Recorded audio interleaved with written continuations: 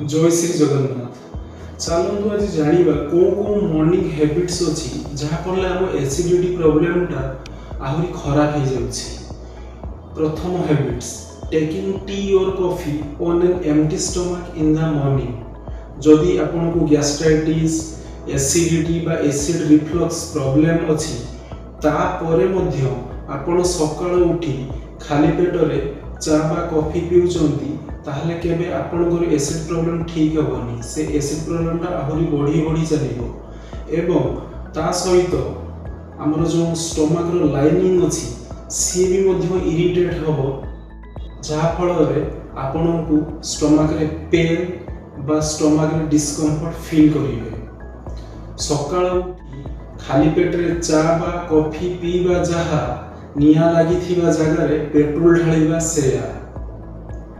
आउ गोटे पॉइंट एठी आपनको जानी रखिबा दरकार कि जदि आमे ब्रेकफास्ट परे टी पिउचे ताहले टी रे प्लांट कंपाउंड रहिछि जोटा कि हम खाद्य रे थिबा आयरन कैल्शियम को प्रॉपर्ली एब्जॉर्ब होआ पई दिए नाही। तो सेति पई सकाळ उठी खाली पेट रे चाहा पीबा बा ब्रेकफास्ट परे चाहा पीबा हमरो बॉडी पई ठीक रहे। Second habits taking lemon water in the morning. खाली पेटरे लेंबू पानी नबा देह पई बहुत भलो, किंतु जदि आपनको एसिडिटी प्रॉब्लम अछि ताहाले आपनको पई खाली पेटरे लेंबू पानी नबा सुइटेबल नुहे।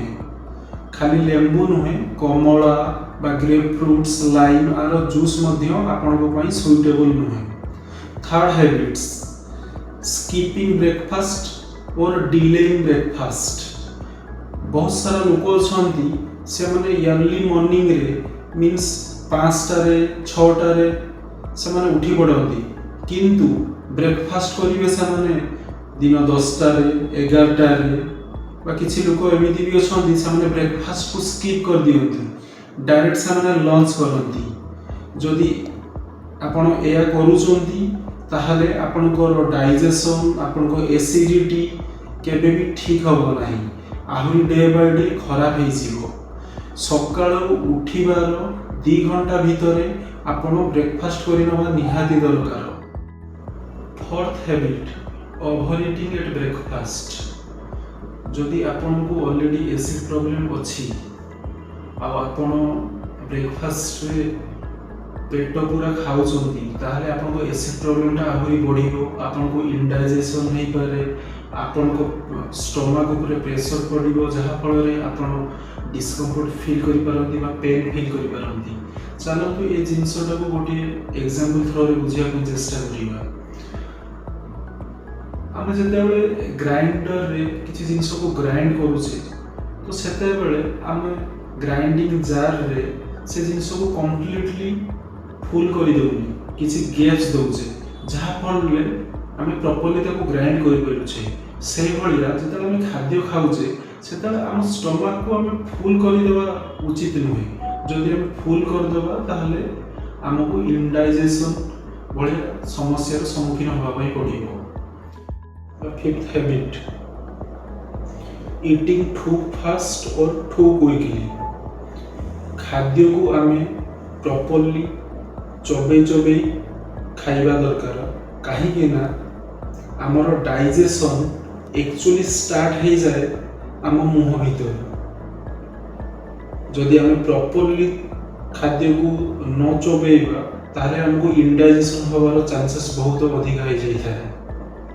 मने रखंतु आमर मुहरे दांत थाए किंतु आम पेट भीतर दांत न थाए, तो प्रॉपर्ली खाद्य को चबे खांतु आपनको डाइजेशन बहुत भलो रहिबो। Sixth habit taking too much spicy और ऑयली फूड ब्रेकफास्ट। जदि आपनको ऑलरेडी एसिडिटी गैस्ट्राइटिस अछि तापरे मध्य आपण ब्रेकफास्ट रे ऑयली और स्पाइसी फूड खाउचंती तबे आपनकर एसिडिटी ठीक हबोनी, एसिडिटी आपनकर बढ़ी जीवो। गैस्ट्राइटिस रे एक्चुअली कोन हेइ थाए कि आपनकर जो स्टमक रे इनर लाइनिंग थाए सेटा रेड सेंसिटिव इरिटेट हे जाई थाए। ଆପଣ ଯେତେବେଳେ ବ୍ରେକଫାଷ୍ଟରେ ଅଏଲି और स्पाइसी फूड खाइबे सेतेବେଳେ ଆପଣଙ୍କ ଷ୍ଟମାକ୍ ଲାଇନ୍ଟା इरिटेट ହେଇଯିବ, ଆପଣଙ୍କୁ ଇନଡାଇଜେସନ୍ ହବାର ଚାନ୍ସେସ୍ ଅଛି, ଆପଣଙ୍କୁ ବର୍ନିଂ ସେନ୍ସେସନ୍ ଫିଲ୍ କରିବେ। ସୋ ସକାଳୁ ଅଏଲି ବା ସ୍ପାଇସି ବ୍ରେକଫାଷ୍ଟ ନବା ଯାହା କଟା ଘାରେ ଚୂନ ମାରିବା ସେୟା। Seventh habits lying down after breakfast. ବହୁତ ସାରା ଲୋକ ଅଛନ୍ତି ବ୍ରେକଫାଷ୍ଟ କରିସାରିଲା ପରେ ଟିକେ ରେଷ୍ଟ କରିବା ପାଇଁ ବେଡ୍ରେ ଗଡ଼ି ପଡ଼ନ୍ତି, କିନ୍ତୁ ଏଇ ଜିନିଷ ପାଇଁ ତାଙ୍କର ଏସିଡିଟି ଟ୍ରିଗର ହେଇଯାଏ। ତ ସେଥିପାଇଁ ଯଦି ଆପଣଙ୍କୁ ଅଲରେଡ଼ି ଏସିଡ୍ ପ୍ରୋବ୍ଲେମରେ ସଫର କରୁଛନ୍ତି ତ ବ୍ରେକଫାଷ୍ଟ କରିସାରିଲା ପରେ ଆପଣ ଇମିଡ଼ିଏଟ୍ ବେଡ୍ରେ ଶୁଅନ୍ତୁ ନାହିଁ। ଏଇଟ୍ଥ ହ୍ୟାବିଟ୍ ସ୍ମୋକିଂ ଅର୍ ଚୁଇଂ ଟୋବାକୋ ଆଫ୍ଟର ୱେକଅପ୍। ବହୁତ ସାରା ଲୋକ ଅଛନ୍ତି ସକାଳୁ ଉଠିଲେ ପ୍ରଥମେ ସିଗାରେଟ୍ ୟୁଜ୍ କରୁଛନ୍ତି, କିଏ ବିଡ଼ି ମଧ୍ୟ ଟାଣୁଛନ୍ତି, ଆଉ କେହି ଲୋକ ଗୁଟକା ବା ଖଇନି ଖାଉଛନ୍ତି, ଯାହାଫଳରେ ଏସିଡିଟି ବଢ଼ିଯାଉଛି, କମ୍ ହେଉନାହିଁ।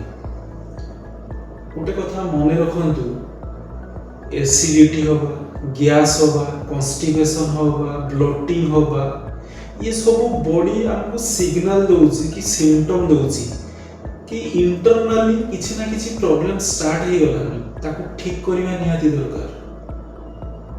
जेते पर्यंत हम मूल कारण खोजी कि बाहर न करूछे आ तार ट्रीटमेंट न करूछे सेते पर्यंत हम परमानेंटली ठीक हे परिबा नाही। Thank you.